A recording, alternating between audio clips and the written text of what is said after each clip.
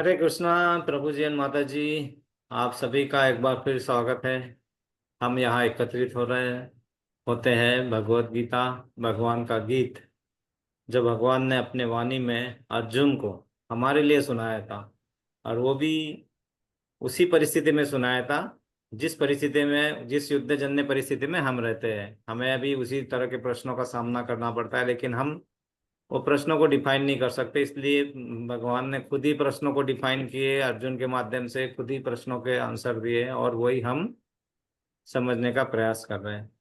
और उसी अध्ययन में हमारा मार्ग अच्छा रहे, हम अच्छे से समझ पाए, और जो है जैसा का वैसा समझ पाए। इसीलिए हम शुरुआत पहले करेंगे हम प्रेयर से। हरे कृष्णा। हरे कृष्णा। ओम ओम अज्ञानतिमिरान्धस्य अज्ञानतिमिरान्धस्य ज्ञानाञ्जनशलाकया ज्ञानाञ्जनशलाकया चक्षुरुन्मीलितं चक्षुरुन्मीलितं येन येन तस्मै तस्मै श्रीगुरुवे नमः। श्रीगुरुवे नमः।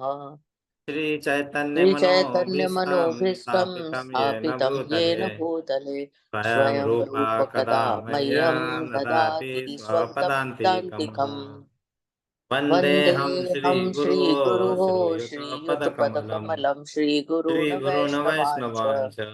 श्रीरूपं श्रीरूपं साग्रजातं साग्रजातं सहगण रघुनाथवितं सहगण तसजीव रघुनाथान्वितं तं सजीवम् साद्वैतं साद्वैतं सावधूतं सावधूतं परिजनसहितं परिजनसहितं कृष्णचैतन्यदेवं कृष्णचैतन्यदेवं श्रीराधाकृष्णपादान् श्रीराधाकृष्णपादान् सहगण सहगणललिता ललिता श्रीविशाखान्वितांश्च। श्रीविशाखान्वितांश्च हे हे कृष्ण कृष्ण करुणा करुणा सिन्धु सिन्धो दीनबन्धो दीनबन्धु जगत्पते जगत्पते गोपेश गोपेश गोपिकान्त गोपिकान्त राधाकान्त राधाकान्त नमस्तुते। नमस्तुते। तत्त्वं तप्त काञ्चन कांचन गौराङ्गी गौरांगी सा राधे राधे वृन्दावनेश्वरी वृंदावनेश्वरी वृषभानुसुते वृषभानुसुते देवी देवी प्रणमामि प्रणमामि हरिप्रिये। हरिप्रिये। वाञ्छाकल्पतरुभ्यश्च वाञ्छाकल्पतरुभ्यश्च कृपा कृपा सिन्धुभ्य सिन्धुभ्य एव एव च च पतितानां पतितानां पावनेभ्यो पावनेभ्यो वैष्णवेभ्यो वैष्णवेभ्यो नमो नमो नमः। नमः। जय जय श्री श्री कृष्ण कृष्ण चैतन्य चैतन्य प्रभु प्रभु नित्यानंद नित्यानंद श्री श्री अद्वैत अद्वैत गदाधार गदाधर शिवासादि गौर श्रीवासादि गौर भक्तवृंद। भक्त वृंद। हरे हरे कृष्णा कृष्णा कृष्ण कृष्णा कृष्णा कृष्णा हरे हरे हरे हरे हरे राम हरे राम राम राम राम राम राम हरे हरे हरे। हरे। हरे हरे कृष्ण कृष्णा कृष्ण कृष्ण कृष्णा हरे कृष्णा हरे हरे हरे। हरे राम हरे राम राम राम राम राम राम हरे हरे हरे। हरे। हरे हरे कृष्ण कृष्णा कृष्ण कृष्ण कृष्णा हरे कृष्णा हरे हरे हरे। हरे हरे हरे राम हरे राम राम राम राम राम राम हरे हरे। हरे। हम जय पताका स्वामी महाराज का प्रणाम मंत्र बोलेंगे। नमो नमो ओम ओम विष्णुपदाय विष्णुपादाय कृष्ण कृष्ण पृष्ठाय भूतले पृष्ठाय भूतले श्रीमते श्रीमते जय जय पताका पताका स्वामिने स्वामिनिति इति नामिने। नामिने। नमो नमाचार्य आचार्य पदया पदाय निताय निताय कृपा कृपा प्रदायिने प्रदायने गौर गौर कथा कथा धाम दया धाम दया नगरागम नागर तारिणे। ग्राम तारिणे। प्रभुपाद जी का प्रणाम मंत्र बोलेंगे। नमः नमो ओम ओम विष्णुपदाय विष्णुपादाय कृष्ण ताय पृष्ठाय भूतले भूतले श्रीमते ते भक्ति भक्ति वेदांत वेदांत स्वामिने स्वामी इति इति नामिने। नामिने। नमस्ते नमस्ते सरस्वते सरस्वते देवे देवे गौरवाणी गौरवाणी प्रचारिणे प्रचारिणे निर्विशेष निर्विशेष शून्यवादी शून्यवादी पाश्चात्य देश पाश्चात्य देश तारिणे। तारिणे। जय जय श्री श्री कृष्ण कृष्ण चैतन्य चैतन्य प्रभु प्रभु नित्यानंद नित्यानंद श्री श्री अद्वैत अद्वैत गदाधर गदाधार शिवासादि गौर श्रीवासादि गौर भक्तवृंद। भक्त वृंद। ओम नमो भगवते वासुदेवाय। ओम नमो भगवते वासुदेवाय। ओम नमो भगवते वासुदेवाय। ओम नमो भगवते वासुदेवाय। ओम नमो भगवते वासुदेवाय। ओम नमो भगवते वासुदेवाय। हरे कृष्णा। हरे कृष्ण। आप सभी का एक बार फिर स्वागत है। हम भगवान का गीत, जो भगवान ने यथारूप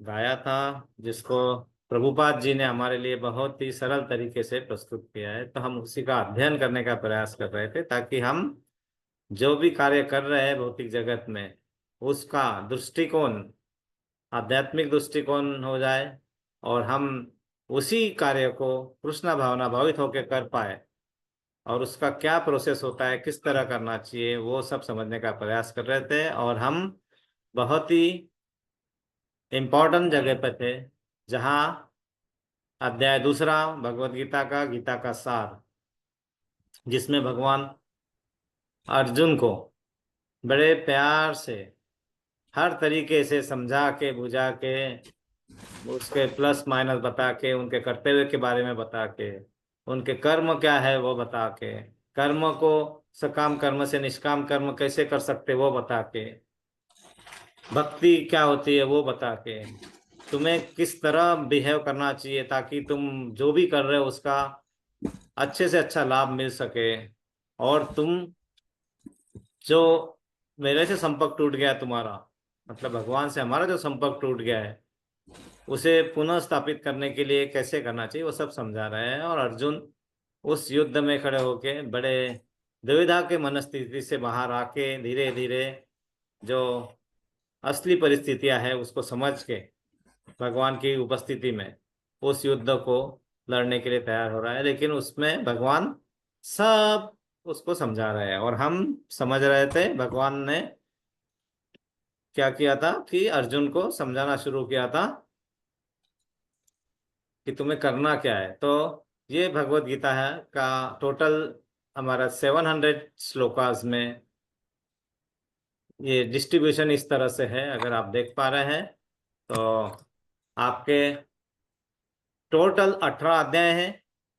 पहला अध्याय जिसमें टोटल आपके श्लोका 46 होते हैं, और जिसमें देखिए कृष्ण भगवान ने कोई भी श्लोक नहीं कहा है। क्यों? क्योंकि इसमें भगवान चाहते हैं कि तुम्हारे मन की कितने भी प्रश्न है, कितनी गहराई है उस प्रश्नों की, वो चलो उस गहराई तक जाओ, तुम्हें पहले प्रश्न की परिभाषा समझ में आए तो फिर मैं तुम्हें उसको समझाऊं।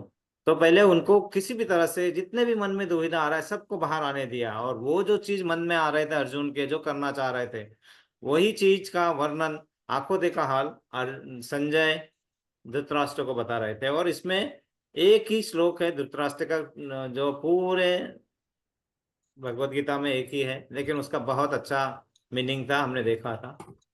और फिर अध्याय दूसरे से, जिसमें अध्याय दूसरा जो बहुत ज्यादा वेटेज रखता है, 72 श्लोका है, और इससे ज्यादा श्लोका सिर्फ एक ही अध्याय में आएंगे जो फाइनली कंक्लूडिंग अध्याय होगा, 78 श्लोका इन 18 नंबर अध्याय। तो ये इंपॉर्टेंट श्लोक हम अध्याय हमारा चल रहा था। तो यहाँ पे देखेंगे आप कि पहले भगवान ने जीरो और बाद में हर जगह भगवान के श्लोक हैं, और हर जगह वो समझाने का प्रयास करते हैं। और जहां जहां अर्जुन को डाउट आएंगे वहीं पे, यहाँ पे देखिए कुछ कुछ श्लोक आ रहा है, 6 3 1 1 5 0। आप जहां जीरो आएगा आप समझ लेना है कि भगवान बहुत ही इंपॉर्टेंट चीज बता रहे हैं, जिसमें हम प्रश्न पूछने के लायक मतलब स्थिति में भी नहीं रह पाते, है ना। तो वैसे श्लोक, वैसे अध्याय आएंगे जिसमें हमें कुछ पूछना नहीं, भगवान खुद अपने हाथ में पूरी डोर लेके पूरा समझा देते तुम्हें, है ना। और उन उन उन अध्यायों में देखा जाए तो संजय भी कुछ नहीं, संजय सिर्फ पहले और दूसरे अध्याय में बात करते हैं, फिर बाद में सीधा 11 अध्याय में कुछ वो बताएंगे। तब तक वो इतने पावन है संजय भी, वो भी वेद व्यास ऋषि जी के शिष्य होने के कारण उन्हें पता है कि क्या समझना है और किस तरह समझना है, क्योंकि समझते वक्त हमारा ध्यान अगर ढंग से नहीं है तो हम समझ नहीं पाएंगे भगवत गीता को। तो वो चीज में भी देखे संजय सिर्फ 11वें अध्याय में वो फिर से कुछ चीजें को वर्णन करेंगे, और बाद में 18वां अध्याय में इस तरह से इसका पूरा विश्लेषण है। और हम कर रहे थे अध्याय दूसरा, जिसमें हमने देखा था कि पहले 6 श्लोका में अर्जुन तर्क वितर्क चालू रहते हैं अर्जुन के, कि अरे मैं क्षत्रिय हूँ, मैं युद्ध लड़ूंगा, मेरे को युद्ध लड़के क्या मिलने वाला है, मैं अपने जनों को ही मारने वाला हूँ, और उससे बाद में ये करके क्या करूंगा, राज्य करके कोई सुखी नहीं, कोई खुशी नहीं होगी, है ना। और वो क्योंकि वो अपने आप को शरीर मान रहा था, वो आत्मा देहात्म बुद्धि वाला जो सोच है, उसी सोच के साथ हम चलते हैं, हमारे आसपास वाले भी चलते हैं। इसलिए हम जो एक्चुअल खाद्य चाहिए, जो एक्चुअल भोजन चाहिए हमारे आत्मा को, हम दे ही नहीं पाते।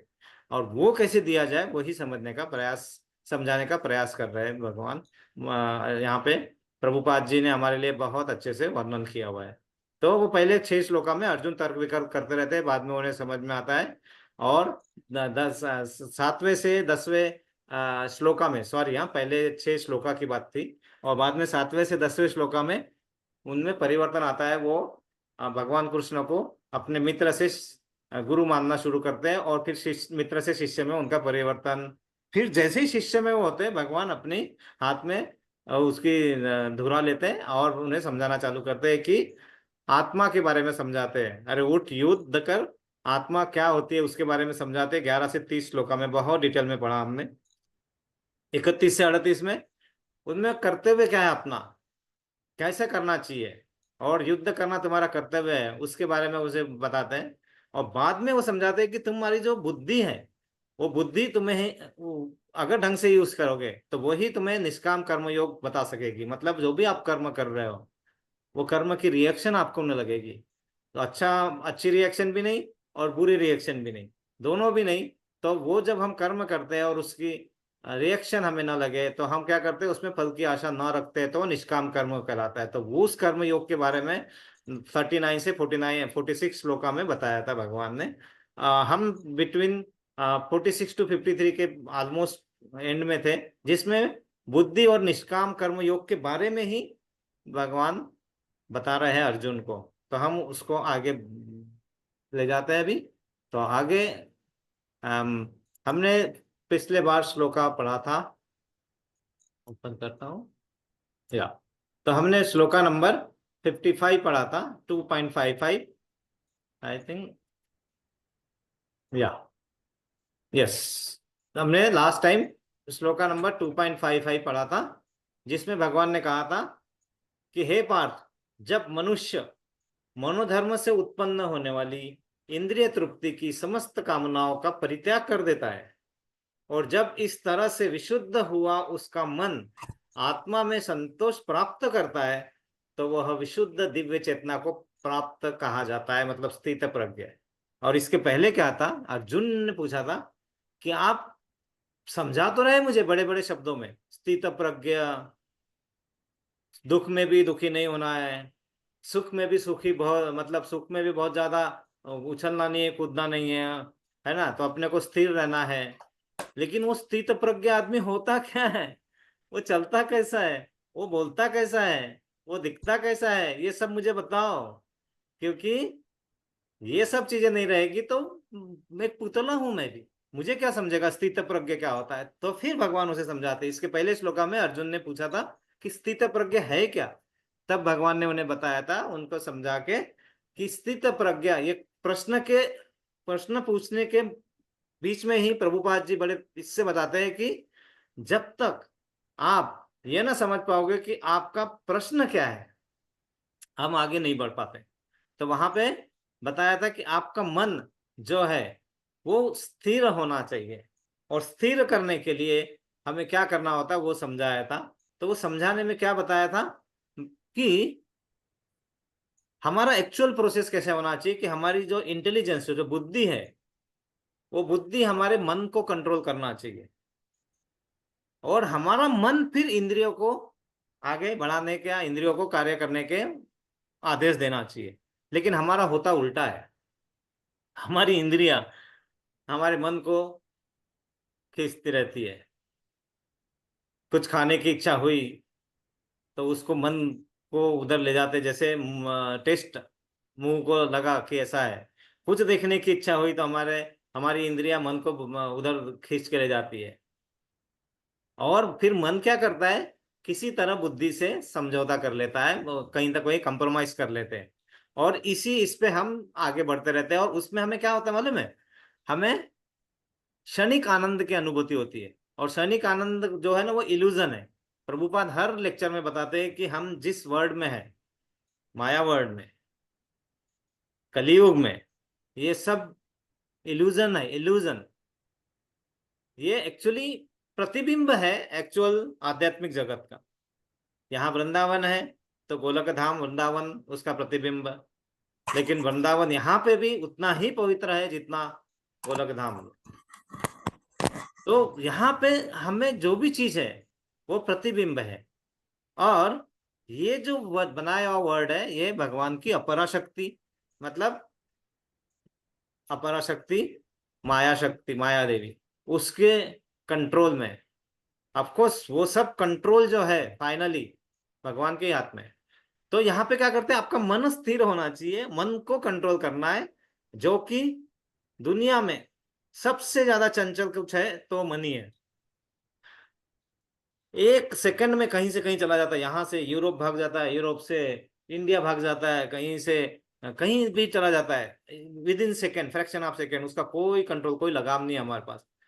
और क्या होता है, वो जैसे मन इधर उधर भागता है, हम फिर से वो तीनों गुणों में बनते जाते हैं। कौन से तीन गुण?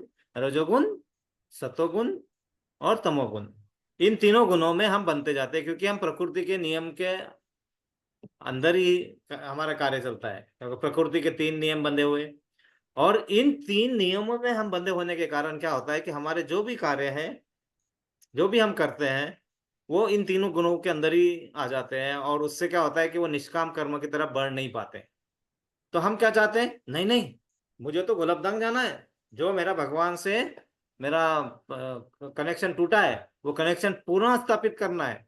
करेक्ट। मन में इच्छा होती है, प्रबल इच्छा भी होती है, और हम पूरा जोर लगा के लगे भी रहते हैं। और फिर क्या होता है, थोड़ा सा, थोड़ी सी हवा आती है, हमारा मन बोलता है अरे यार थोड़ा सुकून मैं महसूस कर रहा हूँ, अभी मैं थोड़ा सा रिलैक्स कर लेता हूँ। है ना, जैसे थोड़ा सा रिलैक्स करने होते माया एकदम अटैक करती है ना, क्योंकि माया कैसा है, अपरा शक्ति है ना, भगवान की ही। और इसीलिए उन्होंने, भगवान ने बड़े प्यार से, प्रभुपाद जी ने भी उन्हीं को, अपने को बड़े प्यार से समझाया कि ये जो बंधन है ना माया का, आप कितना भी जोर लगा लो, नहीं तोड़ पाओगे। क्यों? क्योंकि हम उसके अधीन ही हैं। तो फिर क्या करना है, तो फिर हमें ऐसा साथी चुनना पड़ेगा जो हमारे टग ऑफ वार में हमें जीत दिला सके। और अर्जुन को वो समझ में आ गया था कि मेरे सारथी अगर भगवान है, तो फिर मुझे कोई नहीं बचा रोक सकता है। तो वो समझ में आ गए थे, है ना। और इसीलिए उन्होंने क्या किया, अपने आप को भगवान के सरेंडर कर दिया। सरेंडर मतलब आप जब बताएंगे, जैसा बताएंगे वैसा मैं करूंगा। इसमें ना तो मैं अपना दिमाग लगाऊंगा, ना तो मैं एनालिसिस करूंगा। क्यों? क्योंकि मेरी इंद्रिया जो है वो मर्यादित है ना। मर्यादित होने के कारण क्या होगा, मैं एनालिसिस भी करूंगा तो कितना करूंगा, कर करके जितनी मेरी इंद्रिया मुझे करने की शक्ति है मेरे पास, और वो तो बहुत लिमिटेड है। कहाँ देख देख के कितना देख पाऊंगा मैं, यहां से जाके वो थोड़ा थोड़ा आगे तक देख पाऊंगा, उसके आगे क्या है, नहीं देख पा रहा हूं मैं अपने खुद वाइफ के मन में क्या चल रहा है वो नहीं समझ पा रहा हूँ, जबकि तो आगे का तो और आगे का लंबा हो जाता है। तो ये सब चीजें जब मैं नहीं कर पा रहा हूँ तो क्या करूँ फिर मैं, तो फिर मैं क्या करता हूँ, साथी बना लेता हूँ है ना, साथी बना लेता हूँ भगवान को। और फिर जो जो बताते वो करूंगा। और वही चीज उन्होंने बताई थी कि आपकी योग्यता जो है, आप क्या करते हैं, आप में समस्त सद्गुण पाए जाते हैं। क्यों? महर्षियों जैसे। क्योंकि आप भी होते हैं आपके पास, लेकिन वो सब दबे हुए थे, अच्छा आच्छादित होते हैं मन बुद्धि अहंकार के कारण। क्योंकि हम भी भगवान का अंश है ना, तो हमारे पास वो होती है। लेकिन हमारा मनोधर्म जो है ना, मनोधर्म, हम अपने मनोधर्म पे आश्रित रहते हैं, जैसा मन कहता है वैसा करना की कोशिश करते हैं। जबकि वो नहीं होना चाहिए, हमारा कैसा है ना, बुद्धि जो करती है वो होना चाहिए। लेकिन हमारी बुद्धि तो आराम से बैठी होती है, मन के हिसाब से भागते रहते हैं हम। तो हमें क्या होता है, हमारा मन इधर उधर भागता है, और इन सब को, ये सब कृत्रिम है, ये इल्यूजन है। तो इसको कृत्रिम तरीकों से रोकना पॉसिबल नहीं है। इसीलिए इन विषय वस्तुओं से अगर हमें छुटकारा चाहिए, तो धीरे धीरे धीरे धीरे हमें भगवान कृष्ण भावना भावित होकर कार्यों को करना शुरू करना है, और अपने आप को उनके को समर्पित कर देना है। और फिर जैसे हम उनके समर्पित होते हैं, फिर जैसे अपने कार्यों को हम करना चालू करते हैं, और जैसे हम आनंद लेना चालू करते हैं, और फिर माया देवी घबरा जाती है, अरे बाप रे, ये तो रोज ही साधना कर रहे हैं, ये तो बड़े प्यार से नाम भी लेते हैं, और नाम लेते वक्त बराबर मन से नाम ले रहे हैं, जितना भी ले रहे हैं, 5 मिनट 10 मिनट। ये तो अब तो मुश्किल है, अब तो क्योंकि मालूम है उन्हें कि जैसे भी भक्त इतने प्यार से अपने अपने आप को वहां पे लगा देते हैं उस कार्य पे, तो भगवान बिल्कुल उनके संरक्षण में आ जाते हैं। और जैसे ही वो संरक्षण में आए, जैसे ही उनकी छाया हम पर आई थोड़ी भी, माया देवी हमें अपने आप को धीरे धीरे अपने को बंधन खा छोड़ देती है, थोड़ा छोड़ देती है। लेकिन सिर्फ ढीला करती है, हाँ? क्योंकि उन्हें मालूम है ये बद्ध जीव है, ये क्या करने वाला है, ये फिर से आएगा और रिलैक्स होने आएगा, और जैसे रिलैक्स होने के लिए आएगा ये थोड़ा सा, फिर मैं अटैक कर दूंगी। बस यही चीज है, यही चीज हमें समझना है कि हमें करते रहना है, करते रहना है, थोड़ा थोड़ा क्यों ना हो, पानी बहता रहना चाहिए, है ना। नहीं तो पानी रुक जाता है तो उसमें क्या आते हैं, उसमें वो जाले लग जाते हैं और वो सब पानी दूषित होना चालू हो जाता है। तो हमें क्या करना, निरंतरता, मतलब रेगुलर चीज थोड़ी थोड़ी करना हो वो चालू रखना है। और उसमें वही बना है, बेझिझक मनुष्य को बिना किसी झिझक कृष्ण भावना में लगना चाहिए, तभी वो दिव्य चेतना को प्राप्त करने में सहायक होगा।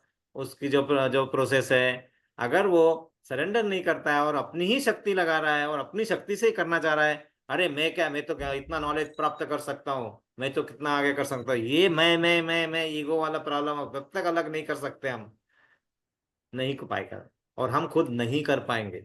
इसीलिए हमें भगवान को समर्पित करके आगे कार्य करते हैं, तो अपने आप फिर क्या होती है, वो गुत्थी जो है ना, गुत्थी, वो अपने आप धीरे धीरे सुलझना चालू होती है, और फिर हम अपने विषय वासना से जो भटके हुए रहते हैं, धीरे धीरे हम कम भटकने वाले हो जाते हैं, है ना।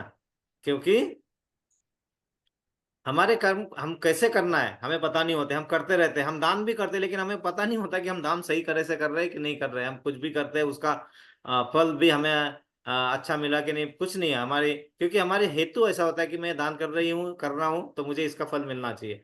तो उससे क्या होता है कि हम बहुत लिमिट कर देते हैं अपने आप को, है देख। तो वो नहीं है, क्यों, कर्म करो फल की आशा मत करो, ऐसे कहते हैं। इसका मतलब ऐसा नहीं है कि आपको कर्म करना है और कुछ भी एक्सपेक्टेड नहीं रहा, कुछ नहीं है एक्सपेक्टेड, इसलिए नहीं, एक्सपेक्टेशन इसलिए नहीं क्योंकि हमारे बहुत लिमिटेशन होते हैं।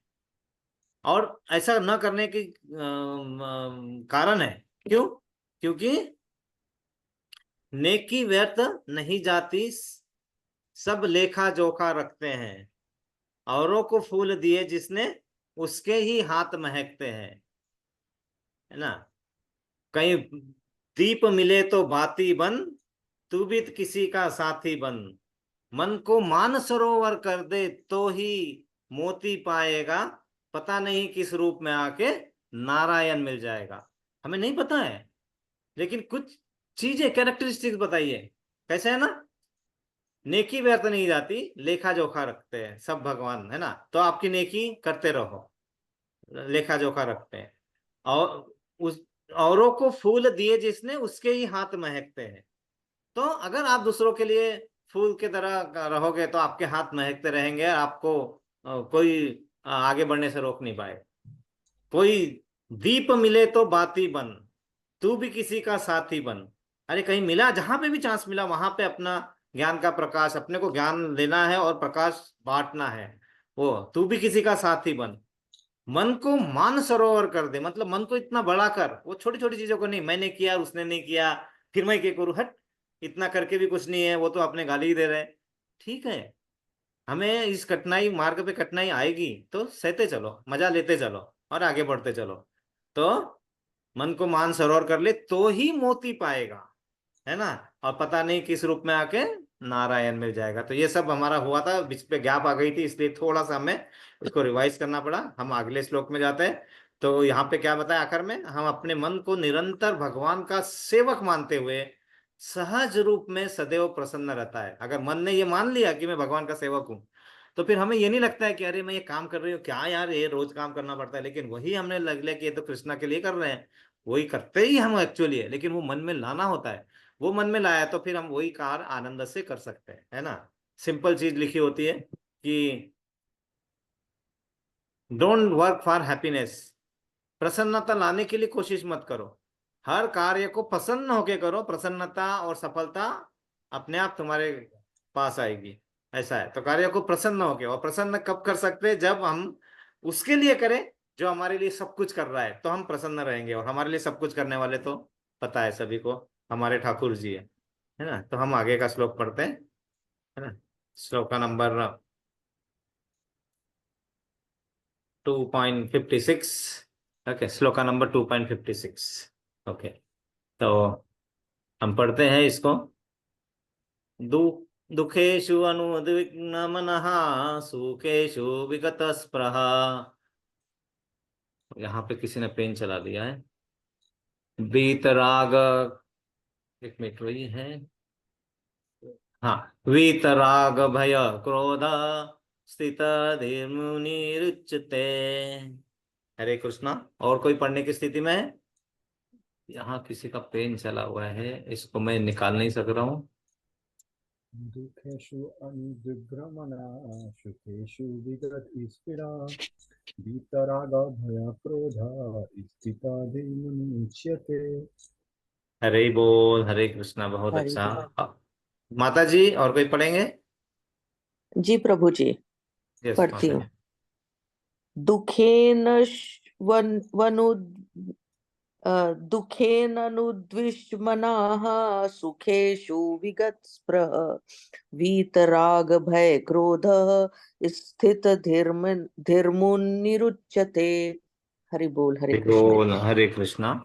इसका शब्दार्थ है दुखेशु मतलब तीनों पापों में, अनुद्विग्न मना मतलब मन में विचलित हुए बिना, सुखेशु सुख में, विगत स्पृह रुचि रहित होते हैं, वितः मुक्त, राग आसक्ति, क्रोध तथा क्रोध से, स्थित स्थिर मन वाला, मुनि मुनि उच्चते कहलाता है। इसका अर्थ है जो त्रय पापों जो त्रय तापों के होने पर भी मन में विचलित नहीं होता अथवा सुख में प्रसन्न नहीं होता, और जो आसक्ति भय तथा क्रोध से मुक्त है, वह स्थिर मन वाला मुनि कहलाता है। तात्पर्य, जय शिला प्रभुपाद। तात्पर्य है, मुनि शब्द का अर्थ है वह जो शुष्क चिंतन के लिए मन को अनेक प्रकार से उद्वेलित करके करे, किंतु किसी तथ्य पर न पहुंच सके। कहा जाता है कि प्रत्येक मुनि का अपना अपना दृष्टिकोण होता है, और जब एक मुनि अन्य मुनियों से भिन्न न हो, तब तक उसे वास्तविक मुनि नहीं कहा जा सकता। न चासा वृषि रस्य मतम न भिन्नम। महाभारत के वन पर्व में 313 अध्याय 117 श्लोक में बताया है। किंतु जिस स्थितधि मुनि का भगवान ने यहाँ उल्लेख किया है, वह सामान्य मुनि से भिन्न है। स्थितधि मुनि सदैव कृष्णा भावना भावित रहता है, क्योंकि वह सारा सृजनात्मक चिंतन पूरा कर चुका होता है।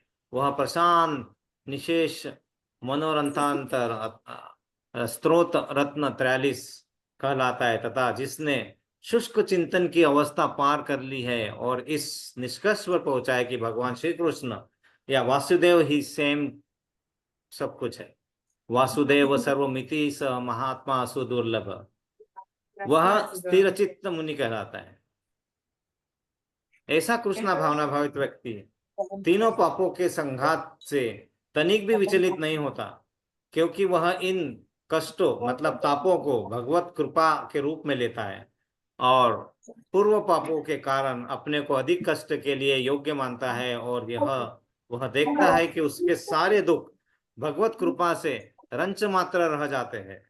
इसी प्रकार जब वह दुखी होता है, तो अपने को सुख के लिए अयोग्य मानकर उसका भी श्रेय भगवान को देता है। वह सोचता है कि भगवत कृपा से ही वह ऐसी दुख स्थिति में है और भगवान की सेवा और अच्छी तरह से कर सकता है। वह राग या विराग से प्रभावित नहीं होता।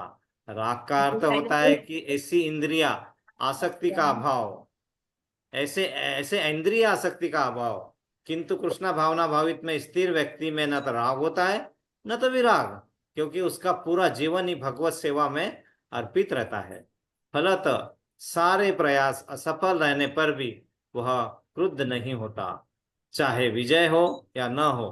कृष्णा भावना भावित व्यक्ति अपने संकल्प का पक्का होता है। हरे कृष्ण। तो यहाँ पे बहुत ही अच्छे तरीके से प्रभुपाद ने हमें समझाने का प्रयास किया है। क्या बताया है कि उसी इसमें है कि स्थित प्रज्ञ क्या है। पहले स्थित प्रज्ञ होने की डेफिनेशन बताई थी कि भगवान ने अर्जुन को कि तुम्हें हर स्थिति में अपने मन को स्थिर रखना है, स्थिर रखना है। और किस तरह स्थिर रखना है कि कितनी भी कठिन परिस्थिति आ रहा है, युधिष्ठिर जैसे आपका मन स्थिर होना चाहिए।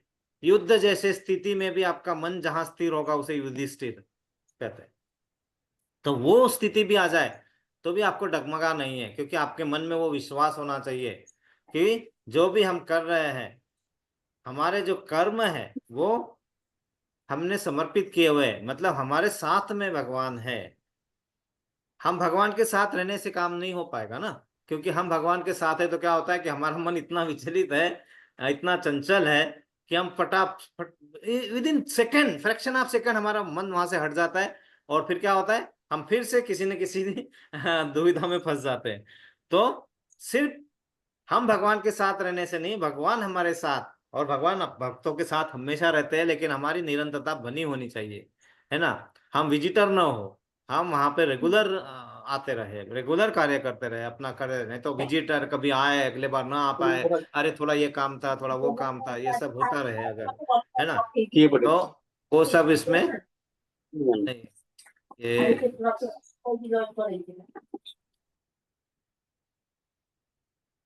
या तो वो सब ना होता रहे, इसीलिए हमें क्या करना होता है कि जो भी कार्य है वो कृष्ण भावना भावित होकर करने होते हैं, और वो नहीं कर पाते, इसलिए चैतन्य महाप्रभु कलयुग में आए और क्या कहा है कि हमारे पास एक ही उपाय बचा है।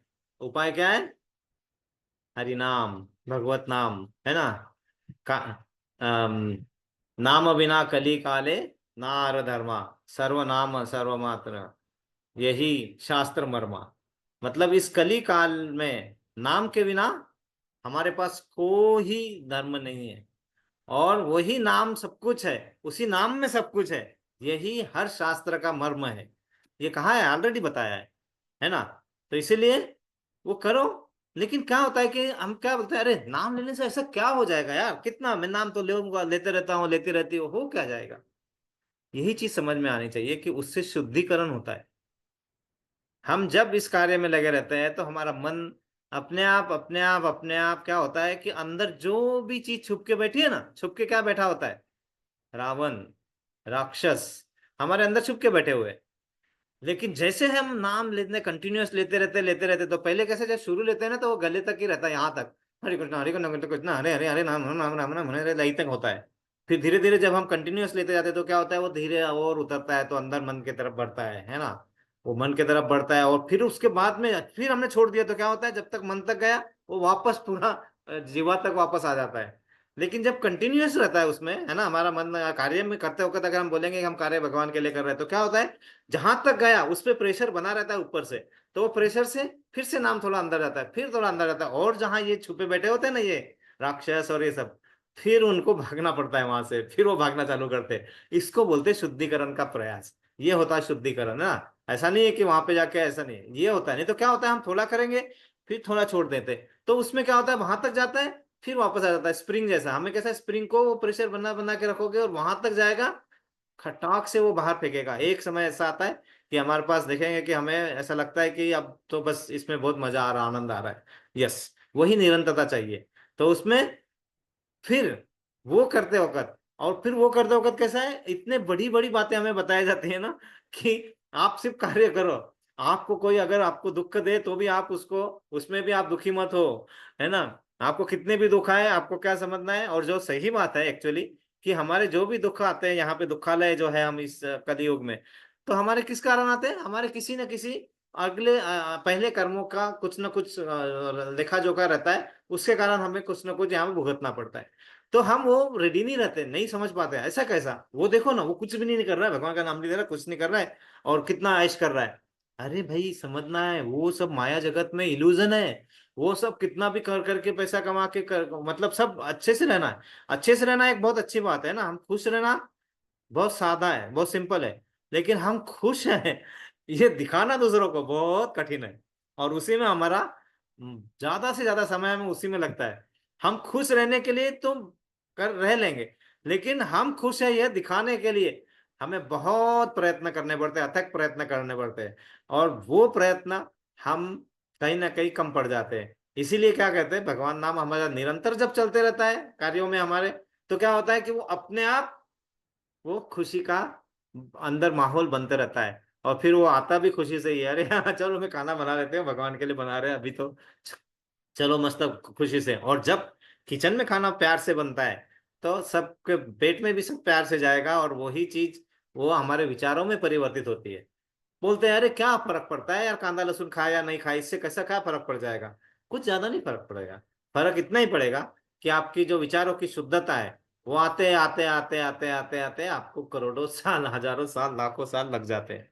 और इसीलिए भगवान क्या कहते हैं कि जो ये स्थित प्रज्ञ आदमी है ना, स्थित प्रज्ञ मुनि, जो वो महात्मा, यहाँ लिखा है ना, यहाँ देखो यहाँ क्या लिखा है, वासुदेव सर्वमिति स महात्मा सुदुर्लभ। ये चैप्टर नंबर 7 भगवत गीता का 19वां श्लोक है। ये आपके सामने मैं रख रहा हूं, तो अगर देख पा रहे हैं तो, है ना। तो वो श्लोक क्या कहते हैं भगवान, भगवान कहते हैं, बहु नाम जन्म जन्मांते ज्ञानवात्मा प्रपद्यते वासुदेव सर्वमिति स महात्मा सुदुर्लभ। मतलब बहुत सारे जन्म जन्मांतरों के बाद, अनेक जन्मों की आध्यात्मिक साधना के पश्चात जिसे ज्ञान प्राप्त हो जाता है, वह मुझे सबका उद्गम जानकर मेरी शरण ग्रहण करता है। और ऐसी महान आत्मा वास्तव में अत्यंत दुर्लभ होती है। लाखों करोड़ों में एक आधी ऐसे होते हैं, ऐसे सुदुर्लभ सुमहात्मा एक आधे होते हैं, है ना। आप समझ पा रहे हैं ना, मतलब भगवान खुद ही बता रहे हैं कि ऐसा करना चाहिए, अर्जुन को भी बता रहे हैं, और साथ में ये भी समझा रहे हैं कि कई जन्म जन्मांतरों के बाद ये होता है। तो हमें दुखी होने की जरूरत नहीं है कि अरे इतने जन्मांतर जन्मांतर। हमें ये समझ के सुखी होना चाहिए पहले तो, कि हम यहाँ पे बैठ के भगवान के नाम का स्मरण, श्रवणम, कीर्तनम कर रहे हैं, क्योंकि हमारे पास ऑलरेडी वो लाभ है। हम, हमारे कर्म अच्छे थे, तो हम यहाँ पे आके बैठ के अध्ययन कर रहे हैं ना। इतने लोगों को हमारे मैसेज जाते हैं, इतने लोग हमसे मिलते हैं, इतने लोग हमको बोलते हैं कि हाँ मैं ज्वाइन करूंगा, मैं करूंगी, मैं हम अध्ययन करेंगे, लेकिन कितने जोड़ पाते हैं, कितने टिके रह पा जाते हैं, वो हमारे कर्मों पे रहता है ना। और अगर हमारे कम थोड़े कम ज्यादा भी है, तो हम उसको अच्छे कर सकते हैं, हम उसको क्लीन कर सकते हैं, है ना। हमारे पास भगवान ने मानव धर्म दिया ही इसीलिए है ना, कि हम जो चीज हम करना चाहते हैं वो कर पाते हैं। नहीं तो जानवर और हमारे में फर्क उतना ही है ना। आहार भय, अम, हाँ, हाँ, आहार भय मैथुन और निद्रा। इंद्र, या सो वो भी खाना खाते हैं, हम भी खाना खाते हैं। उन्हें भी भय है दूसरों से, इसलिए वो अटैक करते रहते हैं दूसरों को, हम भी भय से झूठ बोलते रहते हैं। वो भी मैथुन करते हैं, हम भी मैथुन करते हैं। वो भी निंद्रा में रहते हैं, हम भी निंद्रा में रहते हैं। फिर हमारा डिफरेंस क्या है, हमारा डिफरेंस ही यही है कि हमें ये करने का, सोचने का, प्रोसेस समझने का तरीका अडॉप्ट कर सकते हैं। और अगर हम कर लिए तो बेस्ट, हम गोलक धाम जा सकते हैं। लेकिन भगवान वहां पे भी हमें सचेत कर रहे हैं कि ऐसे महात्मा सुदुर्लभ, बहुत लाखों करोड़ों में एक होते हैं। तो लेकिन हमें अपनी कोशिश तो बिल्कुल जारी रखनी चाहिए, क्योंकि कोशिश करने वालों की कभी हार नहीं होती, लहरों से डरने वालों की नौका कभी पार नहीं होती। तो लहरों से डरना नहीं है। इसीलिए भगवान ने बताया था कि जब आप वेद का एक आधा बुक पढ़ोगे और वहां पे अलंकारित शब्द आ जाएंगे, हम बोलेंगे अरे नहीं रे बाबा, ये मेरे बस का नहीं है। जैसे हम श्लोका पढ़ते हैं, तो ठीक है संस्कृत नहीं हो पा रही है ढंग से, नहीं प्रॉब्लम है। ऑफकोर्स उसका मीनिंग बहुत मतलब उसको पढ़ पाना तो बहुत ही अच्छी बात है, लेकिन अगर कम ज्यादा होता है तो उसका मीनिंग समझो, उसको उसका तात्पर्य पढ़ो, चार लोगों से मिलो, चार भक्तों से अध्ययन करो, डिस्कशन करो। जब चार भक्त मिलकर अध्ययन करते हैं तो उसे कीर्तन कहते हैं। तो कीर्तन में सहभागी हो तो अपने आप नवदा भक्ति में से चार पांच प्रकार तो यही हो जाते हैं हमारे, है ना। तो धीरे धीरे अपनी जो आसक्ति है किसके प्रति, ये माया वर्ड के प्रति, वो धीरे धीरे कम होती होती है, और उसमें हमें विरक्ति का शस्त्र यूज करना पड़ता है, और विरक्ति का शस्त्र हम हैंडल ही नहीं कर पाते, और इसीलिए हमें भगवान की मदद लेनी पड़ती है। और भगवान की मदद हम नहीं ले पाते, इसीलिए हमने पहले हमें क्या करना पड़ता है, हमें भगवान के प्रतिनिधि की मदद लेनी पड़ती है। प्रतिनिधि क्या होते हैं, हमारे गुरु होते हैं।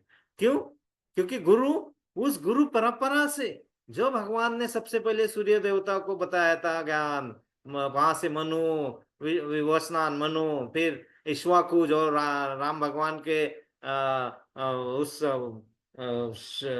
परंपरा में, मतलब उनके उस श्रृंखला में, और फिर धीरे धीरे धीरे धीरे उस श्रृंखला से जो ज्ञान आता रहता है, और वो श्रृंखला का ज्ञान धीरे धीरे कैसा है ना, धीरे इसको बताया उसको बताया करते करते थोड़ा कम होते रहता है।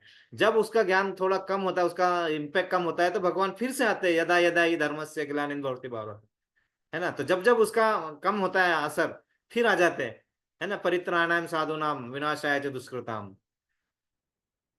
धर्म संस्थापनार्थाय संभवामि युगे हो गया, तो वो आते हैं ना जब जब कम होता है। लेकिन हम करें तो प्रयास, इसीलिए यहाँ पे क्या बता रहा है कि आपको कृष्ण भावना भावित होकर काम करो, फिर आपके जो तीनों ताप है जिनके कारण आप परेशान रहते हैं, वो धीरे धीरे डाइल्यूट हो जाएंगे अपने आप, आपको पता भी नहीं चलेगा कब डाइल्यूट हो गए। इसीलिए यहाँ पे सब बड़े प्यार से बता रहे हैं कि आप महात्मा सुदुर्लभ के बारे में मत सोचो कि इतना बड़ा महात्मा मैं बन पाऊंगा या बन पाऊंगी। हाँ, आप सोचो मत, भगवत कृपा के रूप में सोचो कि हमें यहाँ बैठ के समझने का सुनने का मौका मिला है, हम अध्ययन कर पा रहे हैं, हम एक दूसरे के साथ डिस्कस कर पा रहे हैं। क्यों? क्योंकि हमें कहीं ना कहीं वो ज्ञान प्राप्त करने का अवसर इसीलिए मिला क्योंकि हमारे पास उतने अच्छे कर्म थे। लेकिन थे, है और रहेंगे, इसमें बहुत डिफरेंस है। बैंक बैलेंस तो बहुत होता है, लेकिन हम क्या करते हैं उसमें debit debit debit debit debit करते रहते हैं। डेबिट से ज्यादा हमें क्रेडिट में ध्यान देना है ना। और क्रेडिट कब होगा? जब हम कृष्णा भावना होकर करेंगे, तब हमारा मन स्थिर होगा। फिर हमें राग और विराग इसमें कोई ना कोई, किसी ना कोई फर्क नहीं पड़ेगा, है ना। तब हमारा क्या होगा, भगवत सेवा में हमारा पूरा ध्यान समर्पित हो जाएगा। और जैसे जैसे वो समर्पित होगा, फिर हमें कोई विचलित नहीं कर सकता। क्यों? क्योंकि विचलित करने के लिए कौन आती है? माया देवी आती है, क्योंकि उसका कर्तव्य ही है, उसका तो काम ही है, हमें यहाँ पे लाया ही गया है उसीलिए है कि जाओ और मटेरियल वर्ल्ड में एंजॉय करो। लेकिन करते करते हमें ये समझ में आ जाना चाहिए कि हमें, नहीं भाई, हमें वापस भी जाना है ना। तो जैसे हर बार हम एग्जांपल लेते कि हमारी नैया को भगवान ने तो दे दिया है, नदी में छोड़ दिया है कि जाओ एंजॉय करो, और हम बहुत ऐसे चप्पू चला चला के बहुत एंजॉय कर रहे हैं, और ऐसे नदियों के वो उछलने वाले लहरों पे बहुत मजा कर रहे हैं, और धीरे धीरे नौका को बढ़ाते बढ़ाते हम पता ही नहीं चलता कि कब हमारी नौका हम भव सागर में ले जाके डुबा देते हैं फिर से, और फिर उस जन्म मृत्यु जरा व्याधि के चक्कर में घूमते रहते हैं। लेकिन वही करते करते आनंद लो, आनंद लो, आनंद नहीं लेना ऐसा नहीं है ना। वैराग्य लेना और वो ये करना, वो वैराग्य की तरीका तो अलग होता है अपना, हमारे कृष्ण भावना भावित में, तो वो करो। लेकिन धीरे धीरे एक चप्पू लेफ्ट और राइट भी करो ना, किनारे पे लेते तो जाओ धीरे धीरे किनारे पे, तो नौका अपनी किनारे पे लग जाएगी। तो वो नौका हम किनारे पे लगाने के लिए हमें कृष्ण भावना भावित कार्य के थ्रू ही कर सकते हैं। और ये जो है इसीलिए बताया क्योंकि राग और विराग, उसका पूरा जीवन ही भगवत सेवा में अर्पित रहता है। इसलिए फलतः सारे प्रयास असफल रहने के बाद भी वह क्रुद्ध नहीं होता। नहीं तो हमें क्या होता है, हमारे जब मन के हिसाब से कोई कार्य नहीं होता है तो हमें बहुत गुस्सा आता है, क्योंकि हम गलत ही सोच लेते हैं ना कि ये होना ही चाहिए, ऐसा ही होना चाहिए, ये करना, जबकि हमें उसका पता ही नहीं कि ये करने का सही में होना है क्या ये। तो उसको हम कृष्ण भावनाभावित होकर करते हैं, तो उसकी दिशा जो हमें हमारे समाज के हिसाब से कोई गलत भी हो सकती है, लेकिन शायद वो भगवान के हिसाब से बराबर रहती है, इसलिए हमें वो क्रोध भी नहीं आता है। तो क्या होता है, हमारा जब कार्य हमारे मन के हिसाब से नहीं होता है तो हमें क्रोध आता है, और मन के हिसाब से हुआ तो फिर क्या होता है, जब कार्य कर रहे हैं हमारे मन के हिसाब से हो गया तो हमें क्या आता है? ग्रीड लोभ। होगा। यस, लोभ आता है, मोह आता है, और चाहिए ग्रिड और चाहिए हमें, है ना। थोड़ा है, थोड़े की जरूरत है, जबकि भगवान क्या बताते हैं, थोड़ा है, थोड़े की ही जरूरत है। बट एनीवे, तो चाहे विजय हो या पराजय हो, कृष्णा भावना भावित व्यक्ति अपने संकल्प का पक्का होता है, और हमें वही बनने का प्रयास करना है। क्योंकि हमारे जीवन में क्या है, कठिनाइयां तो रहेगी ही रहेगी, उसके सिवा अगर हम करेंगे सोचेंगे तो वो तो पॉसिबल ही नहीं है, क्योंकि वो जीवन ही नहीं है ना। कि हमारे जीवन में बहुत सारे कठिनाइयां आ रही है, मतलब हम उसको धीरे धीरे, हमारे जो संचित कर्म है उसको धीरे धीरे हम जला रहे हैं और आगे बढ़ रहे हैं, है ना, उसको पार कर करके, है ना। तो क्या वो कहते हैं ना कि अ, हमारे जीवन में संघर्ष ही संघर्ष है, फिर भी लबों पे मुस्कान है ना। हमारे जीवन में संघर्ष ही संघर्ष है, फिर भी लबों पे मुस्कान है। और जब जीना है हर हाल में तो खुश रहने में क्या नुकसान है। तो वही खुश, हमारी खुशी को और बढ़ाओ, और आगे ले जाओ, और चार भक्तों से मिलो और बांटो। वो खुशी अपने तक रखेंगे ना हम तो उसको खुद खुशी बोलते हैं, है ना। खुद की खुशी, तो वो तो गलत है ना। खुद खुशी करने के लिए थोड़ी हम यहाँ पे आए, हम तो खुशी को और बांटने के लिए आए हैं। हम सच्चिदानंद स्वरूप के साथ जुड़ने के लिए आए हैं। सच्चिदानंद स्वरूप, सच्चित आनंद। सत्य मतलब एग्जिस्टेंस, चित्त मतलब चेतना, आनंद नहीं, हमेशा आनंद वाला स्वरूप। और वो कहाँ से आएगा। देखो, जब भी हमें कोई भी चीज चाहिए, जैसे हमें बहुत ही पैसा चाहिए, पैसा चाहिए, तो हमें क्या लगता है, अरे यार एक बैंक से मेरा कुछ कनेक्शन हो जाए और जहां से पैसा आते रहे, एक पाइप लग जाए मेरे घर में। बिल्कुल सही सही सोच रहे हो आप, बिल्कुल गलत नहीं सोच रहे हो। आते रहे आते रहे आते रहे, बिल्कुल चिंता ही नहीं। लेकिन उसके साथ में इतनी चिंताएं आएगी, हमें पता भी नहीं चलेगा। तो हमें क्या करना है, अगर आनंद ही आनंद आनंद रहना है, तो क्या करना पड़ेगा, हमें वैसे सोच से जुड़ जाना है जहां आनंद की पराकाष्ठा, मतलब इतना आनंद है कि कुछ भर उसका कोई मोल ही नहीं है, कुछ का उसका कोई तोल ही नहीं है, उसका कोई काउंट ही नहीं है। तो वो कहाँ है, वो सच्चिदानंद स्वरूप ठाकुर जी, राधा रानी, हमारे भगवान के पास है वो। तो फिर वो क्यों नहीं वहां पे जुड़े, हम जुड़ने का प्रयास करें। और एक बार कनेक्शन जुड़ जाता है ना, फिर आप न भी चाहेंगे तो आनंद आएगा, है ना। तो वो चीज है, इसलिए वहां पे बताया व्यक्ति अपने संकल्प का पक्का होता है। और वही चीज अर्जुन को समझा रहा है, और हमें भी समझना है कि हम जब वो अपने कर्तव्य के पालन को पक्के करते जाएंगे धीरे धीरे, और वो निरंतर प्रयास है, और कुछ नहीं है, अपने नाम स्मरण करते रहे, भक्तों के संग करते रहे, साधु संग करते रहे, जहाँ कार्यक्रम होते रहते हैं ऐसे भगवान के नाम का, वहां जाके अपना थोड़ा टाइम देते रहे, तो धीरे धीरे धीरे धीरे धीरे धीरे आपकी गाड़ी आगे बढ़ती जाती चले। अकेला चले थे, संग भक्त जुड़ते गए और कारवां बनता गया। कारवां एक बार बन गया तो भगवान, जहां पे भी कारवां होता है, भगवान खुद आके वहां पे नृत्य करते हैं, है ना। जब हम बात करते हैं एक दूसरे रिश्ते से, हमारे जीवा पे भगवान आके नृत्य करते हैं, वो वहां पे आके वो सब बताते हैं जब भी, है ना। तो ये सब चीजों को हमें मन से समझना होता है। एनीवे, तो ये था इस श्लोका का। ये इसमें इसमें किसी का कुछ जोड़ना घटाना, कुछ बोलना है, किसी को कुछ बताना है, तो आप कर सकते हैं, क्योंकि आप सब बहुत ज्ञानी है। मैं तो सिर्फ यहाँ पे देख देख के बता रहा हूँ आपको, लेकिन आपको उससे ज्यादा भी पता होता है। तो और किसी को कुछ जोड़ना घटाना कुछ है तो प्लीज। हरे कृष्ण प्रभु जी। हरे कृष्णा। यस माता जी। मुझे सिर्फ एक बात जोड़नी है, मतलब जो मेरे मैं जो सोच रही हूँ वो आप यहाँ बताएंगे सही है कि गलत। आपने बताया ना कि हमें हमारे कर्म से हम इस रास्ते पे चले हैं, भगवान के रास्ते पे। लेकिन मुझे लगता है कि भगवान ने ही हमको सिलेक्ट किया है, क्योंकि कर्म से हमें सुख और दुख मिलता है, भक्ति नहीं मिलती। आई थिंक हो सकता है पिछले जन्म में हमने कुछ थोड़ी बहुत भक्ति की होगी, भगवान के 5-10 नाम लिए होंगे, तो इस बार हमको ये मौका मिला है और नाम लेने का और उनके साथ जुड़ने का। बिल्कुल माता जी, आपने बिल्कुल सही कहा। क्योंकि वही संचित कर्मों के कारण, उन्हीं के कारण हम इतने पुण्यवान हैं कि हमें भगवान ने चुना है कि आओ और पढ़ो मेरी वाली किताब। कितने करोड़ों लोग हैं, कितने लोग बुक को खोलते भी है। हम उन्हें अगर वो बुक दान भी दे दिया और बोलते हैं कि यथारूप है, हाँ यथारूप है, जैसी है तैसी है, एज इट इज है। खोली भी नहीं है मैंने अभी तक, तो वैसे ही बंद करके रखी है, क्योंकि भगवान ने उन्हें चुना नहीं होता है। आप बिल्कुल सही कह रहे हैं माता जी, भगवान ने हमें चुना है। लेकिन जब भगवान हमें चुनते हैं तो उसके साथ में हमारे उत्तरदायित्व भी और बढ़ जाता है ना। कि उसका अध्ययन और अच्छे से करे, सखोल अध्ययन करे, हम आपस में बात करें, डिस्कस करें, जैसे हम कर रहे हैं, बैठ रहे हैं। और फिर उसको धीरे धीरे जितने भी हमारी समझ है, थोड़ी का ना हो, उसको आगे बढ़ाते रहे, है ना। क्योंकि हम गलती हो जाएगी इस डर से हम आगे नहीं बढ़ते या करने करते। वो गलती नहीं होती, वो गलती नहीं होती है, वो हमारी उतनी समझ हो पाई है, हम फिर और आगे बढ़ के और आगे कर लेंगे।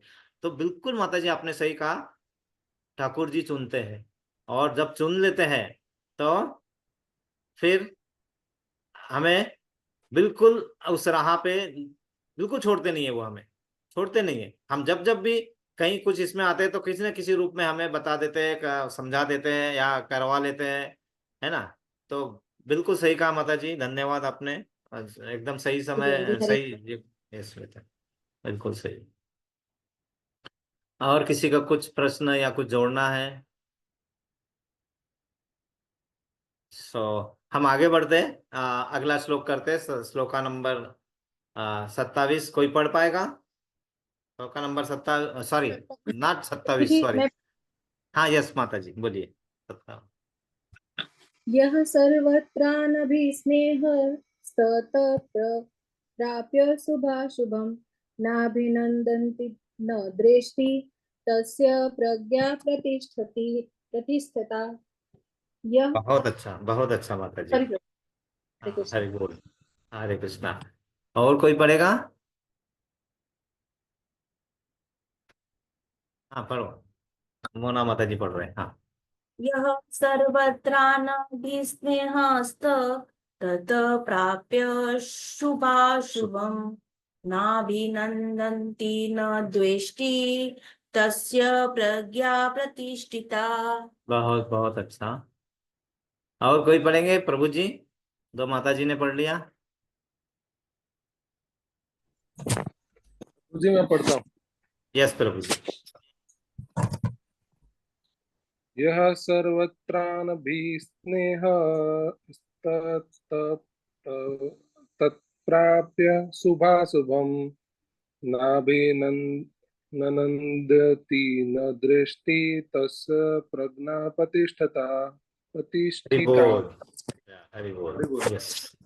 शब्दार्थ पढ़ेंगे माता जी? जी प्रभु जी मैं पढ़ रही हूँ। यस माता जी। यह जो सर्वत्र सभी जगह अनपि स्नेह स्नेह शून्य तथा उस प्राप्य प्राप्त करके शुभ अच्छा अशुभम बुरा न कभी नहीं अभिनंदित प्रशंसा करते न कभी नहीं दृष्टि द्वेष करता है तस्य उसका प्रज्ञा पूर्ण ज्ञान प्रतिष्ठिता अचल। इस बहुत अर्थ है इस भौतिक जगत में जो व्यक्ति न तो शुभ की प्राप्ति से हर्षित होता है और न अशुभ के प्राप्त होने पर उसे घृणा करता है वह पूर्ण ज्ञान में स्थिर होता है। तात्पर्य जय श्री राम। जय जय श्रीला श्री प्रभु। भौतिक जगत में सदा ही कुछ न कुछ उथल पुथल होती रहती है उसका परिणाम अच्छा हो चाहे बुरा। जो ऐसी उथल पुथल से विचलित नहीं होता जो अच्छे यानी शुभ या बुरे अर्थात अशुभ से अप्रभावित रहता है उसे कृष्ण भावनामृत में स्थिर समझना चाहिए। जब तक मनुष्य इस भौतिक संसार में है तब तक अच्छाई या बुराई की संभावना रहती है क्योंकि यह संसार द्वैत अर्थात द्वंद्वों से पूर्ण है। किंतु जो कृष्ण भावनामृत में स्थिर है वह अच्छाई या बुराई से अछूता रहता है क्योंकि उसका सरोकार कृष्ण से रहता है जो सर्व मंगलमय है। ऐसे कृष्ण भावनामृत से मनुष्य पूर्ण ज्ञान की स्थिति प्राप्त कर लेता है जिसे समाधि कहते हैं। हरि बोल हरे हरि कृष्ण। बोल। हरे कृष्णा। माता जी, माता जी आप ही जी एक्सप्लेन कीजिए। बहुत अच्छा पढ़ा आपने, बहुत ही अच्छा है ना। आप ही एक्सप्लेन कीजिए माता जी, है ना। प्रभु जी मैं कैसे एक्सप्लेन करूं। नहीं नहीं ठीक है आप प्रभु कर जी सकते हैं। जी जी मैं प्रयत्न करती हूँ। हम लोग जानते हैं कि ये पूरा जगत जो है वो माया देवी के प्रभाव में है और इस माया देवी के प्रभाव की वजह से हमें कभी अच्छे जब हमारे अच्छे कर्म होते हैं जैसे हमारे अच्छे संचित कर्म है तो उसकी वजह से हमें सुखों की प्राप्ति होती है और अगर हमारे बुरे कर्म है तो उससे हमें दुखों की प्राप्ति होती है। लेकिन अगर हम कृष्ण भावनामृत में तत्पर हैं और उसमें लगे हुए हैं तो हमें सुख और दुख ये दोनों जो चीजें हमारे जीवन में आती है वो हमको कोई भी प्रभाव नहीं दिखाती है। ना हम सुख में सुखी होते हैं ना ही दुख में दुखी होते हैं। यही चीज है कृष्ण भावनामृत कृष्ण की भावनाओं का अमृत जो कभी खत्म नहीं होता है और जिसने ये अमृत पिया उसे सुख रुला नहीं सकता है और दुख हंसा नहीं सकता है। हरे कृष्णा हरि बोल। हरि बोल। वाह। हरि बोल।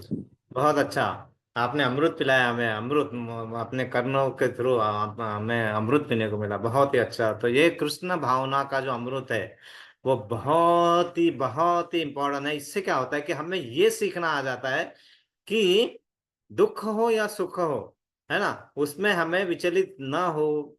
क्योंकि हमें ये ज्ञान मिल जाता है कि जो भी हो रहा है ना वो पहले कर्मों के और किसी न किसी संचित इससे हो रहा है।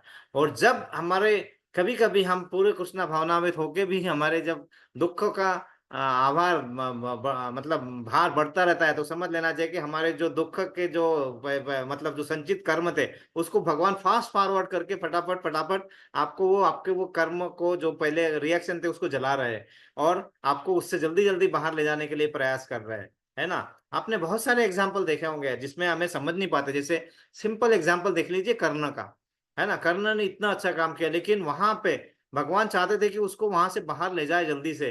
इसीलिए वो सब चीजें हमें लगती है कि अरे अनीति का ये हुआ और नीति ये हुआ, ये सब हम क्योंकि हम उसमें उतने मोमेंटरली उस बारे को सोचते हैं, लेकिन भगवान को उसने उन्हें वहां से मुक्ति दिलानी होती है, उन्हें बाहर ले जाना होता है, और इतने अच्छे कार्यों के उसके उनको वहां से ले जाना होता है, तो वो उस तरह की रचनाएं वहां पे करते हैं, और वो रचना के साथ में उनके बाहर ले जाते हैं। हमने परीक्षित महाराज का एग्जाम्पल अगर आपको पता है, परीक्षित महाराज जो कलयुग के शुरू होने के पहले जो राजा थे पूरे यूनिवर्स के यहाँ पे, तो वो जो राजा, वो इतने इतने शुद्ध पावन जो अर्जुन के नाती अभिमन्यु के बेटे, इतने अच्छे थे, और उनको यहाँ पे वो राज कार्यभार भी इतना अच्छे से चला रहे थे, सब कुछ करा रहे थे। तो भगवान ने देखा कि अब इनका यहाँ से काम खत्म है, इनको अभी गोलक धाम ले जाना है, तो कैसे ले जाऊं, तो यहाँ पे कुछ कृति करानी पड़ेगी। तो उनके मन में वो कली के उनके मुकुट, सोने के मुकुट के थ्रू कली को अंदर घुसाया। कली से उनके मन में थोड़े विचारों में शीतलता लाई इधर उधर, और उस शीतलता के कारण उन्होंने क्या किया कि एक ऋषि मुनि जो ध्यानस्थ बैठे हुए थे उनके गले में मृत सर्प डाल दिया, है ना। वो सिर्फ उसी उसके लिए, और क्यों, वो भी किस लिए, सादे से छोटे से कारण के लिए। छोटा सा कारण क्या था कि उन्होंने पानी मांगा और उन्होंने पानी नहीं दे पाए क्योंकि वो अपने ध्यान में थे, और राजा को ऐसा दिखाया कि अरे ऐसे कैसा, मैं इतना बड़ा राजा और मुझे ध्यान ही नहीं दे रहे मेरी तरफ, जबकि जो हमारे परीक्षित महाराज थे ऐसे बिल्कुल नहीं थे। लेकिन भगवान ऐसी रचनाएं करते हैं वैसे, तो फास्ट फॉरवर्ड करने के लिए, वहां से फटाफट आपको बाहर निकालने के लिए, और वो करने के बाद फिर उनको श्राप दिलवाया कि 7 दिन में आपको तक्षक तक्षक सर्प से दंश होगा और आपकी मृत्यु होगी। क्यों? क्योंकि और ऐसी स्थिति में हम क्या करते हैं, देखो यहाँ पे यही सब बहुत सरोकार है उस चीजों से, कि ऐसी स्थिति में हम क्या करते हैं, अरे 7 दिन बचे, अरे फटाफट वो LIC एजेंट को फोन करेंगे, अरे इसको करेंगे, अरे मेरा ये पैसा बाकी है, मेरा उसको है, मेरे को उसको साथ करना है, मेरे बेटे को ये करना है, मेरे को 5-6 दिन मैं जी लेता हूँ, मैं कुछ कर लेता हूँ, और फिर दुख सुखी ये सब में हम पूरे अविचलित हो जाते हैं, है ना। सॉरी, विचलित हो जाते हैं। लेकिन हमारे जो भक्त होते हैं, जो शुद्ध भक्त होते हैं, जो मुक्त आत्माएं होती है, जो आत्माराम होते हैं, वो सब क्या करते हैं, इस स्थिति में क्या मेरा कर्तव्य है वो समझने के लिए ही प्रयास करते हैं। और उसीलिए उन्होंने परीक्षित महाराज ने क्या किया था, ध्यानस्थ हो जाके बैठे वहां पे गंगा नदी के किनारे, और वहां पे ध्यान लगाते ही वहां पे कौन आए, सुखदेव गोस्वामी, जो व्यास देवता के पुत्र हैं, और वो खुद वहां पे आए, जो वहां से गायब थे, लेकिन वो वहां पे आए, और उन्होंने उनसे बोला कि 7 दिनों में तुम्हें जो तुम्हारा मेन कर्तव्य है वो क्या है, वो समझाने के लिए उन्हें भागवतम 7 दिनों में बताया। देखिए, आपके मन में जहां चाह वहां राह, लेकिन चाह सही डायरेक्शन में होनी चाहिए, है ना। तो यही चीज यहाँ पे माता जी ने बिल्कुल बताया, अमृत। और अमृत जो है भगवत गीता, भागवतम, चैतन्य चरितमृत, अमृत से ज्यादा क्या है वो चैतन्य चरित, वो यहाँ पे नेक्टर ऑफ डिवोशन, मतलब भव सागर में जितना सागर, सिंधु में जितना अमृत है उससे ज्यादा अमृत हमें मिलता है। तो ये अमृत हमें ऐसे ही प्राप्त करते रहे, तो हमें जो मनुष्य जीवन में पूर्ण ज्ञान प्राप्त करने की स्थिति में हम जा पाएंगे, और धीरे धीरे जो महात्मा सुदुर्लभ है उस कैटेगरी में हम अपने आप को लाने का प्रयास कर सकते हैं, समाधि की तरफ बढ़ सकते हैं। और ये अशक्य नहीं है ना, ये बिल्कुल पॉसिबल है। लेकिन निरंतरता, सिर्फ ऐसा नहीं कि 1 घंटा हम यहाँ बैठ लिए उसके बाद में सब छोड़ दिया, थोड़ा थोड़ा तो अपना रहना चाहिए, नाम स्मरण रहे, जहां चांस मिले वहां पढ़े, जहां चांस मिले वहां सुने, जहां चांस मिले वहां बताए। ये सब प्रक्रिया जब चलते रहती है तो शुद्धिकरण चलते रहता है, और आप न चाहते हुए भी भगवान आपके यहाँ पे अंदर जो बैठे हुए हैं, जो और जिसपे जो आवरण बढ़ गया है वो आवरण हटा देते हैं, और फिर आप अंदर से बातें करते हैं और खुशी होती रहती है ना, अंदर से अंदर बातें होती है, अंदर से खुशी आती रहती है, वो खुशी आती रहेगी, तो उसी को समाधान समाधि का कहलाते हैं। तो इसी तरह हमारा अध्ययन बढ़ते रहे, हमारी खुशी जो एक्चुअल खुशी है वो बढ़ते रहे, सच्चिदानंद स्वरूप में हम अपने आप को हमेशा रख पाए, भगवान के साथ जुड़ के, क्योंकि सागर से जुड़ जाओगे तो सागर की कैरेक्टरिस्टिक्स अपने आप आ जाएगी। तो बस वो जुड़े रहने का प्रयास करना है। जैसे माता जी ने कहा, भगवान ने हमें चुना है, तो उसका इस्तेमाल अच्छे से करते आना चाहिए। नहीं तो हम सिर्फ गाना गा के, गाना सुन के सुन लेते और छोड़ देते, सुन सुन सुन सुन बाबा सुन, प्यार की धुन, मैंने तुझे चुन लिया तू भी मुझे चुन, है ना। अरे ठीक है ना, भगवान बताते हैं लेकिन हमें सुना ही नहीं आता है। भगवान बोलते हैं मैंने तुझे चुन लिया, लेकिन हमें सुना ही नहीं आता है, क्योंकि हमारे कान बंद होते हैं। तो कान खोलना होता है हमें ना, खुल जाएंगे धीरे धीरे, है ना, कुछ प्रॉब्लम नहीं है। तो हमारी प्रगति होते रहे, हम आगे बढ़ते रहे और इसी तरह मिलते रहे। इसीलिए हम हमारे प्रयासों को भगवान अपने हम अर्पित करें, लेकिन भगवान उसको एक्सेप्ट भी कर ले। इसीलिए हम 3 बार प्रेयर करेंगे सब मिलके, सभी के लिए। और किसी के लिए कोई प्रेयर है, स्पेशल प्रेयर, सभी को आध्यात्मिक दृष्टिकोण, भौतिक जगत में इसकी हमें बराबर बैलेंस बना रख सके। और हाँ, अभी यहाँ पे हमारे पार्थ प्रभु का भी इस वीक में जर्मनी जाने का हो सकता है, तो उसका अच्छा से आगे बढ़े, अध्ययन में ध्यान रहे, ताकि वो जो ज्ञान प्राप्त करे बाकी और इसके लिए यूज हो। और ऐसे ही सब बच्चों के लिए आगे बढ़े, उनका ध्यान अच्छा लगा रहे, स्वास्थ्य अच्छा रहे, हम सबका, सबके लिए प्रे करेंगे। किसी के लिए कोई स्पेशल प्रेयर है माता जी, प्रभु जी? नहीं प्रभु जी, सभी के लिए करेंगे। सभी के लिए करेंगे, तो सभी के लिए स्पेशल प्रेयर करेंगे 3 बार।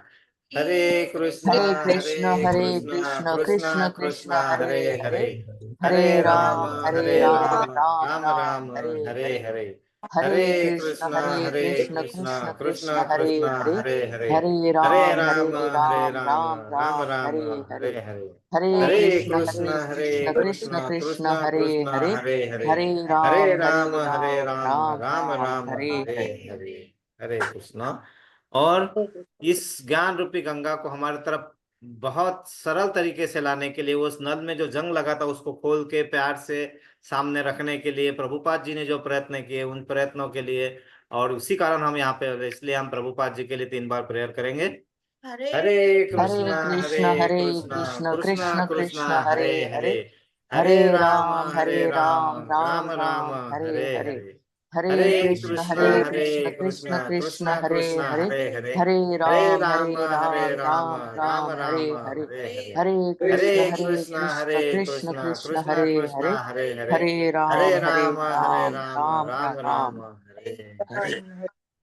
हरे कृष्णा। किसी का कोई प्रश्न हो, कुछ हो तो आप प्लीज पूछिए। और वन हमारे आज कुछ माता जी भी नए जुड़े हैं, और ऐसे ही हम आगे बढ़ते रहे।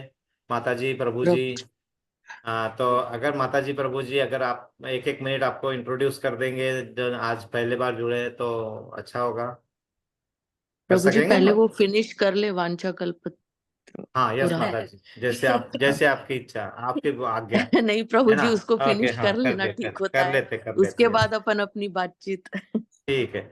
वांछा वांछा कल्पतरुभ्यश्च कल्पतरुभ्यश्च कृपा कृपा सिन्धुभ्य एव च, सिन्धुभ्यैव च पतितानां पतितानां पावनेभ्यो पावनेभ्यो वैष्णवेभ्यो नमो वैष्णवेभ्यो नमो नमः। नमः। अनंत कोटि वैष्णवंद की जय, जय गुरुदेव की जय, जय प्रभुपाद की की जय, जय निताई गौर गौर प्रेमानंदे, हरि प्रेमानंदे हरि हरि हरि बोल। बोल। सभी एकत्रित भक्तों की जय जयकार हो, हरे हरे कृष्णा। सभी कृष्णा एकत्रित भक्तों की जय जयकार हो, हरे कृष्णा। हरे कृष्णा सभी एकत्रित भक्तों की जय जयकार हो, हरे वो हरे कृष्णा। कृष्णा श्री गुरु और श्री गौरांग की जय जयकार हो, हरे। कारो हरे कृष्णा हरे कृष्णा। तो यस, तो अभी जिसका भी कोई प्रश्न या कोई इंट्रोड्यूस करना या कैसा कर सकते